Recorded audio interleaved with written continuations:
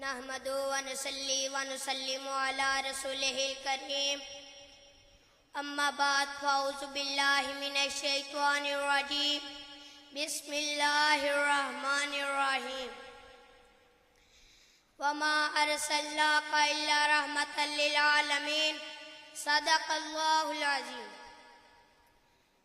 میرے نہایت ہی احترام کے لائق میرے اساتذہ کرام اور میرے آنے والے مہمانوں، السلام علیکم۔ حضرات ذی وقار، حضرت آدم آئے رحمت لے کے آئے، حضرت نوح آئے رحمت لے کے آئے، حضرت موسیٰ آئے رحمت لے کے آئے، حضرت عیسیٰ آئے رحمت لے کے آئے۔ جب باری آئی میرے اور آپ کے آقا کی تو رحمت لے کر نہیں بلکہ تمام جہانوں کے لیے رحمت بن کر آئے۔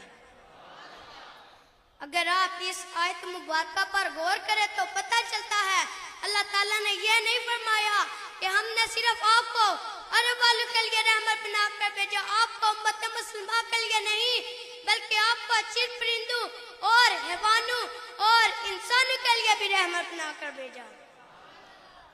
ایک مرتبہ آپ صلی اللہ علیہ وآلہ وسلم سفر فرما رہے تھے تو آپ صلی اللہ علیہ وآلہ وسلم نے فرمایا صحابہ یہ راستہ چھوڑ دو، دوسرا راستہ اختیار کر لو۔ صحابہ نے عرض کی یا رسول اللہ صلی اللہ علیہ وآلہ وسلم آپ نے اس راستے کو حکم دیا تھا۔ آپ صلی اللہ علیہ وآلہ وسلم نے فرمایا صحابہ تمہیں پتہ ہے راستے میں کتیا اپنے بچوں کا دودھ پلا رہی ہے، میں تکلیف دینے کے لیے نہیں آیا بلکہ میں رحمت بن کر تشریف لایا ہوں۔